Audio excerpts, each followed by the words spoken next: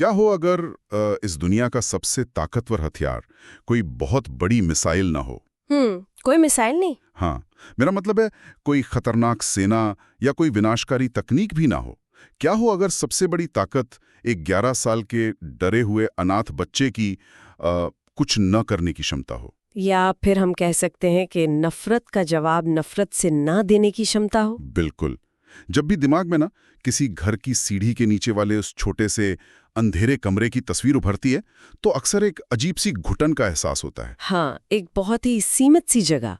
एकदम, एक ऐसी जगह जहां कोई भविष्य नहीं है, जहां सब कुछ बहुत तयशुदा सा लगता है। देखिए, ये एक बहुत ही सटीक छवि है। वो सीढ़ी के नीचे वाला कमरा सिर्फ ईंट और पत्थर की जगह नहीं है। अगर हम इसे मनोवैज्ञानिक नजरिए से देखें ना, तो ये इंसान की सीमित सोच का प्रतीक है। उसकी कुंठित पहचान का। बिल्कुल, ये मान लेना कि दुनिया बस उतनी ही है जितनी उस बंद दरवाजे की दरारों से दिखाई देती है। जब कोई जीवन भर उसी घुटन को अपना सच मान लेता है, तो मैं कहूंगी कि उसकी क्षमताएं भी उसी अंधेरे में कैद होकर रह जाती हैं। लेकिन अगर वो कमरा सिर्फ एक भ्रम हो तो? अगर उस छोटे से दरवाजे के बाहर एक असीमित जादुई दुनिया इंतजार कर रही हो? हाँ, जो कि कहानी में होता भी है। सही कहा। तो आज के हमारे इस विस्तृत विश्लेषण में हम जेके रोलिंग की उस महागाथा की गहराइयों में उतरने वाले हैं, जिसने पूरी दुनिया की कल्पनाओं को पंख दिए। मेरा मतलब है हैरी पॉटर। एक बहुत ही शानदार विषय है ना? हमारी आज की इस चर्चा का उद्देश्य सिर्फ उड़ने वाली झाड़ियों या जादुई छड़ियों की बातें करना नहीं है। हम ये डिकोड करने की कोशिश करेंगे कि कैसे ये कहानी असल में हमारी अपनी पहचान, हमारी दोस्ती और सबसे बढ़कर इंसान के फैसलों का एक बहुत ही जटिल मनोवैज्ञानिक अध्ययन है। ये सिर्फ बच्चों की कहानी नहीं है। बिल्कुल नहीं। मेरी नज़र में हैरी का वो सीढ़ी के नीचे वाला कमरा हमारी अपनी उस सीमित सोच का रूपक है जिससे हम डरते हैं। और हॉगवर्ट्स वो असीमित क्षमता है जो हर इंसान के अंदर कहीं ना कहीं सोई हुई है। यहाँ जो बात सबसे ज्यादा ध्यान खींचती है ना, वो ये है कि कहानी के केंद्र में जो 11 साल का लड़का है, वो शुरुआत में कोई शूरवीर नहीं है। हाँ, वो तो बहुत डरा हुआ सा बच्चा है। बिल्कुल, उसे कोई अंदाजा नहीं है कि उसकी असलियत क्या है। वो खुद को अपने मौसा मौसी के घर का बस एक अवांछित बोझ मानता है। तो असल में ये पहचान और नियति की खोज की यात्रा है। आइडेंटिटी और डेस्टिनी। हाँ, ये सिर्फ एक जादुई स्कूल जाने की बात नहीं है। ये इस बात की तलाश है कि जब सारे बाहरी आवरण हटा दिए जाएं, तो एक इंसान असल में क्या बनने की क्षमता रखता है। और ये यात्रा शुरू होती है एक ऐसे सच से जो किसी की भी दुनिया पलट दे। हैरी को पता चलता है कि वो द बॉय हु लिव्ड है। हाँ, वो लड़का जो बच गया। और यही से इस महागाथा में वो पहला बड़ा मोड़ आता है जो मुझे हमेशा तार्किक रूप से हैरान करता है। देखिए, कहानी में जादू की दुनिया का सबसे खतरनाक, सबसे क्रूर काला जादूगर है लॉर्ड वोल्डेमॉर्ट। उसने हैरी के माता पिता को मार दिया। हाँ, लेकिन जब वो उसी रात उस नवजात बच्चे को मारने जाता है, तो उसका श्राप उसी पर पलट जाता है। हैरी के माथे पर बिजली की कड़क जैसा एक निशान रह जाता है और वोल्डेमॉर्ट का शरीर नष्ट हो जाता है। और मैं कहूंगी कि यही वो बिंदु है जहां से जेके रोलिंग अपनी जादुई दुनिया के असली नियम स्थापित करती हैं। पर जरा इस नियम की विडंबना तो देखिए। मुझे हमेशा लगता है कि ये कितनी अजीब बात है कि इतना खूंखार विलन जिसके नाम से लोग कांपते हैं, वो एक छोटे से बच्चे का कुछ नहीं बिगाड़ पाया। हाँ, सुनने में अजीब तो लगता है। मतलब ये तो ऐसा हुआ जैसे कोई बहुत बड़ी और विनाशकारी मिसाइल दागी गई हो और वो सामने तैरती हुई कागज की एक छोटी सी नाव से टकराकर खुद ही नष्ट हो जाए। एक दिलचस्प तुलना है। तार्किक रूप से देखें तो ये बिल्कुल असंभव लगता है। वोल्डेमॉर्ट उस बच्चे को किसी और तरीके से भी तो खत्म कर सकता था ना। उसे जादू का ही इस्तेमाल क्यों करना था? देखिए, मैं आपकी इस मिसाइल और कागज की नाव वाली तुलना को थोड़ा और गहराई में ले जाना चाहूंगी। वोल्डेमॉर्ट ने किसी और तरीके का इस्तेमाल इसलिए नहीं किया क्योंकि उसका पूरा अस्तित्व, उसका अहंकार, उसकी जादुई श्रेष्ठता पर टिका था। अच्छा, मतलब वो खुद को साबित करना चाहता था। बिल्कुल, ये सिर्फ एक हत्या नहीं थी, ये उसकी शक्ति का प्रदर्शन था। और यहीं पर इस कहानी का सबसे बड़ा दर्शन सामने आता है। शक्ति और क्रूरता हमेशा सबसे ताकतवर नहीं होती। वोल्डेमॉर्ट का जादू डर, हिंसा और पूर्ण विनाश पर आधारित था। वो बस डर फैलाना जानता था। हाँ, लेकिन लेखिका यहाँ हमें बताती हैं कि ब्रह्मांड में या इस जादुई दुनिया में कुछ ऐसे नियम भी हैं जो तर्क, अहंकार या काले जादू से परे हैं। वहां कागज की वो नाव इसलिए नहीं बची क्योंकि वो मिसाइल से ज्यादा मजबूत थी। तो फिर क्यों बची? वो इसलिए बची क्योंकि उस नाव के चारों तरफ एक ऐसा अदृश्य सुरक्षा चक्र था जिसे मिसाइल की तकनीक समझ ही नहीं सकती थी। बाप रे।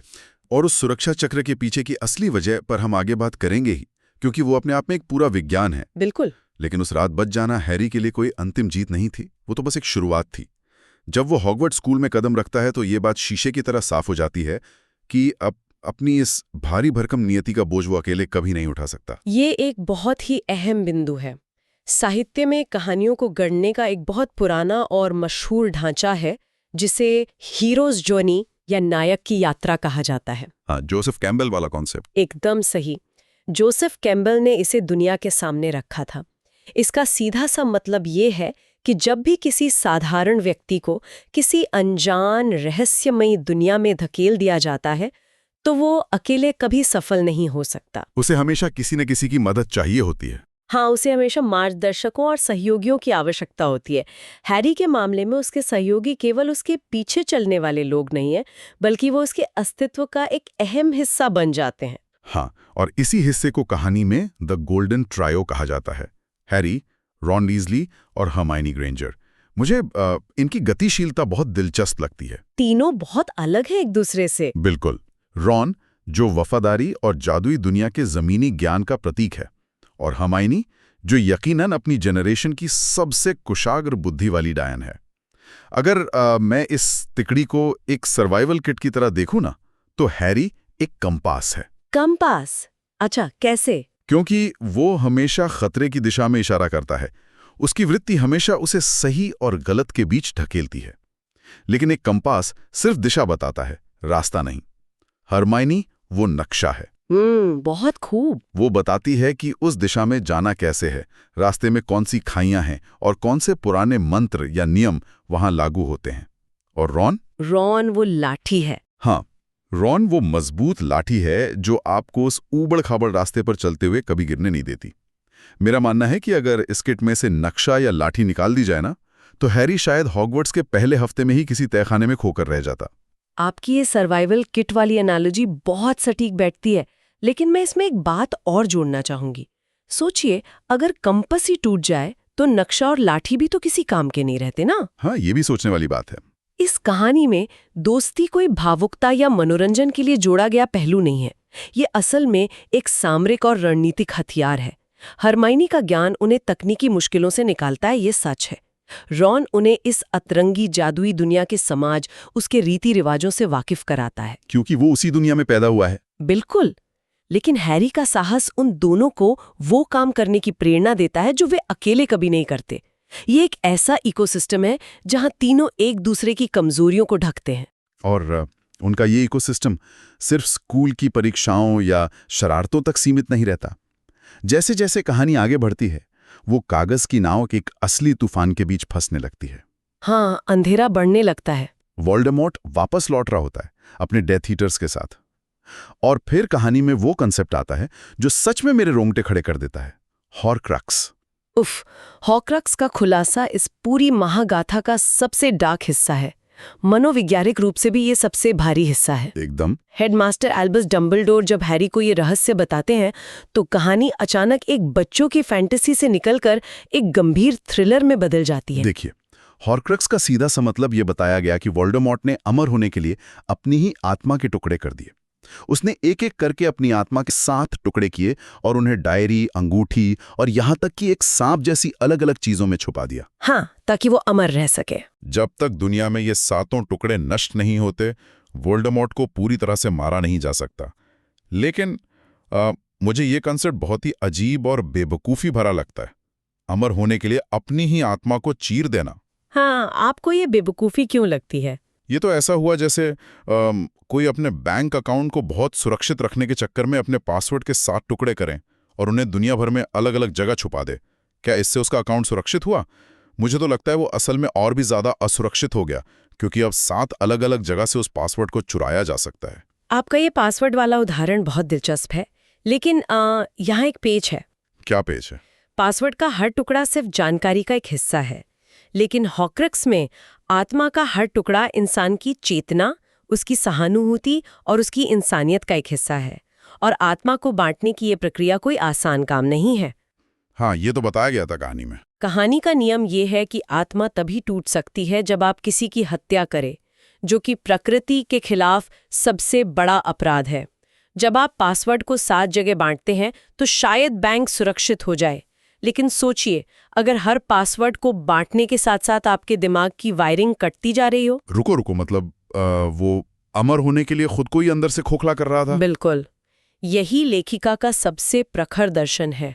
वोल्डेमॉर्ट को मौत से इतना ज्यादा खौफ था कि वो मौत से बचने के लिए एक जीता जागता मुर्दा बन गया। बाप रे। जब आप अपनी आत्मा के टुकड़े करते हैं तो आप अपनी सहानुभूति, प्यार करने की क्षमता और तार्किकता सब कुछ खो देते हैं। यही कारण था कि उसका रूप भी इंसानों जैसा नहीं रहा। वो सांप जैसा दिखने लगा। हाँ, वो इंसान लगता ही नहीं था। उसका पासवर्ड वाला लॉजिक इसलिए फेल हो गया क्योंकि आत्मा के हर टुकड़े को अपने से दूर करके वो असल में अपनी ही ताकत को कमजोर कर रहा था। वो ये भूल गया था कि अमरता का मतलब केवल सांस लेते रहना नहीं है, बल्कि ये भी है कि आप किस तरह का जीवन जी रहे हैं। ये बहुत ही गहरा विचार है। मतलब मौत के डर ने उससे उसका पूरा वजूद ही छीन लिया। और मजे की बात यह है कि वोल्डेमॉर्ट इन हॉक्रुक्स को बचाने के लिए बहुत ही जटिल जादुई सुरक्षा घेरे बनाता है। हाँ, बहुत चालाकी से छुपाता है उन्हें। लेकिन वो उस एक जादू को पूरी तरह नजरअंदाज कर देता है जो सबसे पुराना है और जिसका इस्तेमाल करके हैरी की माँ ने उसकी जान बचाई थी। सबसे बड़ा जादू, प्यार और कुर्बानी। ये इस कहानी का एक बहुत बड़ा विरोधाभास है। जादू की इस दुनिया में जहां गुरुत्वाकर्षण को मात देकर उड़ा जा सकता है, वहां प्यार को सिर्फ एक भावना नहीं बल्कि एक भौतिक नियम या फिजिकल लॉ की तरह पेश किया गया है। हाँ, मुझे याद है हमने शुरुआत में उस अवदा केदावरा नाम के जानलेवा श्राप की बात की थी। ये श्राप कैसे काम करता है? इसे काम करने के लिए जादूगर के अंदर सामने वाले के प्रति विशुद्ध नफरत होनी चाहिए और उसे खत्म करने की तीव्र इच्छा भी। बिल्कुल। लेकिन जब लिली पॉटर ने अपने नवजात बेटे हैरी और वोल्डेमॉर्ट की उस नफरत भरी जादुई छड़ी के बीच खुद को खड़ा कर दिया तो वो कोई मंत्र नहीं पढ़ रही थी। सही कहा। लिली का वो आत्मबलिदान कोई सीखी हुई जादुई विद्या नहीं थी। तो वो क्या था? कहानी के ब्रह्मांड में जब कोई व्यक्ति अपनी स्वतंत्र इच्छा से बिना हथियार उठाए किसी दूसरे की जान बचाने के लिए खुद को मौत के हवाले कर देता है, तो वो एक ऐसा प्राचीन जादुई अनुबंध बना देता है जिसे कोई भी काला जादू नहीं तोड़ सकता।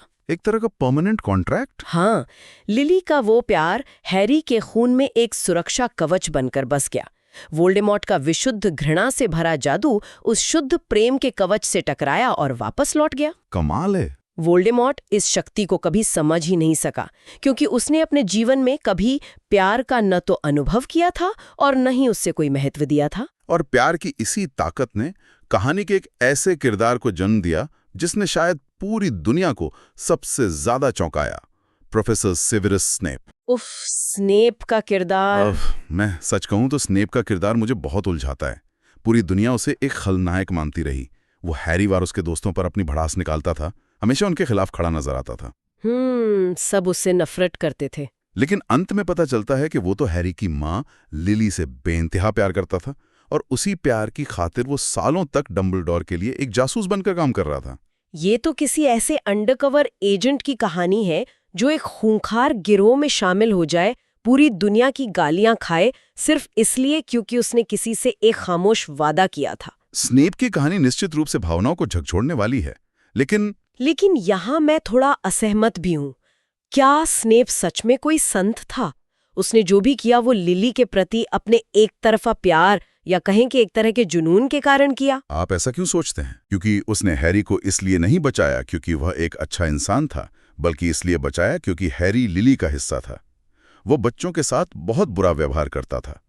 तो क्या सिर्फ अंत में एक बड़ी कुर्बानी दे देने से उसके सारे बुरे काम धुल जाते हैं? ये एक बहुत ही शानदार सवाल है और असल में स्नेप के किरदार की खूबसूरती यही है कि वो संत नहीं है। वो कहानी का एक गहरा ग्रे किरदार है। मतलब न पूरी तरह अच्छा न बुरा। बिल्कुल। वो कोई पारंपरिक हीरो नहीं है जो हमेशा सही काम करता है और सफेद कपड़े पहनकर मुस्कराता है। स्नेप का चरित्र हमें ये सोचने पर मजबूर करता है कि नैतिकता कोई ब्लैक एंड व्हाइट कॉन्सेप्ट नहीं है।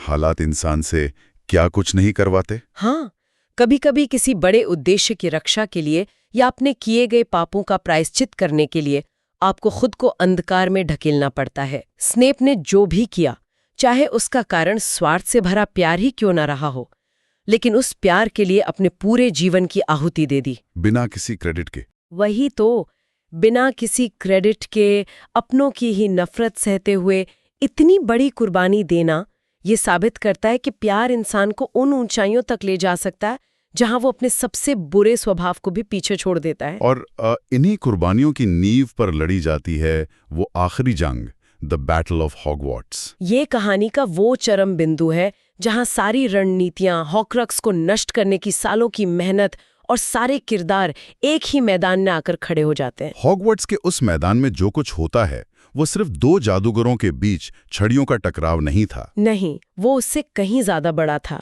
रॉन, हरमाइनी और हैरी ने अनगिनत मुश्किलों का सामना करके उन हॉर्क्रक्स को खोजा और नष्ट किया। कई प्यारे किरदारों ने अपनी जान गंवाई, लेकिन मुझे इस अंतिम दृश्य का वो कंट्रास्ट सबसे ज्यादा प्रभावित करता है। कौन सा कंट्रास्ट? देखिए, एक तरफ वोल्डेमॉर्ट है, ऐसा इंसान जिसने मौत से बचने के लिए अपनी आत्मा को फाड़ डाला, दुनिया भर के अपराध किए सिर्फ इसलिए क्योंकि वो मौत से खौफ खाता था। और दूसरी तरफ है हैरी। बिल्कुल। जब हैरी को ये समझ आता है कि वोल्डेमॉर्ट के अंदर मौजूद आत्मा के आखिरी टुकड़े को खत्म करने के लिए खुद उसका मरना जरूरी है, तो वो क्या करता है? वो कोई जादुई छड़ी नहीं उठाता, वो लड़ने की कोशिश नहीं करता। एकदम। वो कोई मंत्र नहीं पढ़ता, वो बस चुपचाप बिना किसी हथियार के जंगल में जाकर मौत के सामने खड़ा हो जाता है। दूसरों को बचाने के लिए खुद को मौत के हवाले कर देने का उसका ये फैसला ही वोल्डेमॉर्ट के अंत का असली कारण बनता है। बहुत ही मार्मिक दृश्य है वो। पूरी कहानी में एक इंसान मौत से दूर भागता रहा और दूसरा अपनी मर्जी से मौत के गले लग गया। यही वो चुनाव था जिसने दोनों की नियति तय कर दी। अगर हम इसके पीछे के दर्शन को समझे ना, तो ये दृश्य पूर्वी और पश्चिमी दोनों दर्शन शास्त्रों के एक बहुत ही गहरे सिद्धांत को दर्शाता है। वो सिद्धांत क्या है? वो सिद्धांत ये है कि अपनी नश्वरता को, अपनी मृत्यु की अनिवार्यता को स्वीकार कर लेना ही जीवन की सबसे बड़ी जीत है। वोल्डेमॉर्ट की हार इसलिए नहीं हुई कि उसका जादू हैरी से कमजोर था। हार इसलिए हुई क्योंकि वो कभी इस बात को स्वीकार नहीं कर पाया कि हर अंत के बाद एक शुरुआत होती है, और हैरी की जीत किसी चमत्कारिक मंत्र से नहीं हुई, बल्कि मौत को गले लगाने की उसके साहस से हुई। डंबलडोर का वो प्रसिद्ध उद्धरण यहाँ इस पूरी कहानी का सार बन जाता है। कौन सा उद्धरण? ये हमारी जन्मजात काबिलियत नहीं, बल्कि हमारे फैसले हैं जो दिखाते हैं कि हम असल में क्या हैं। क्या बात है!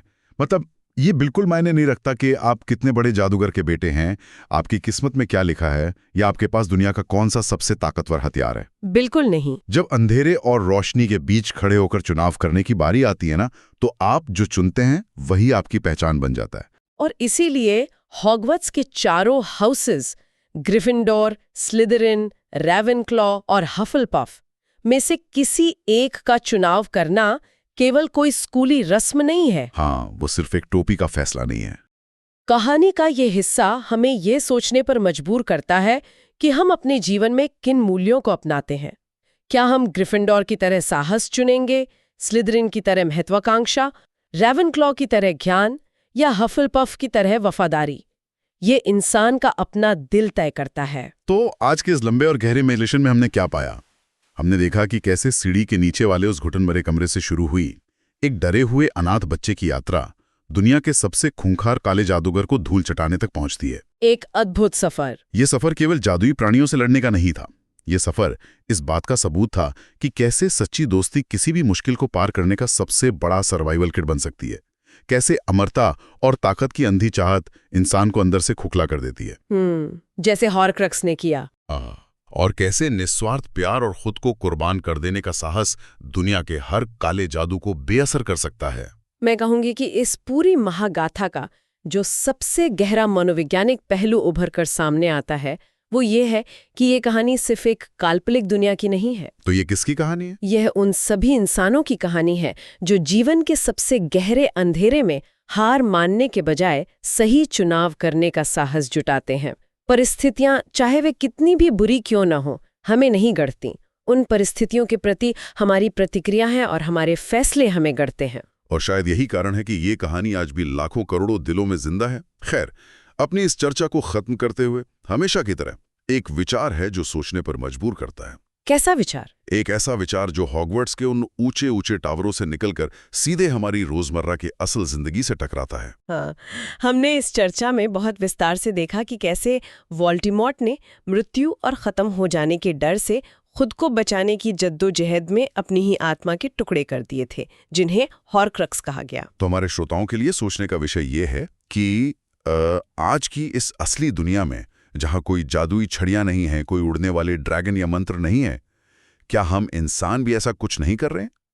एक बहुत ही गहरा सवाल है ये। क्या हम अपने डरों, अपनी असुरक्षाओं और नाकाम हो जाने की घबराहट से बचने के लिए अनजाने में अपने मूल्यों, अपने सच्चे रिश्तों या अपनी इंसानियत के छोटे छोटे हॉर्क्रक्स तो नहीं बना रहे हैं? बिल्कुल सोचने वाली बात है।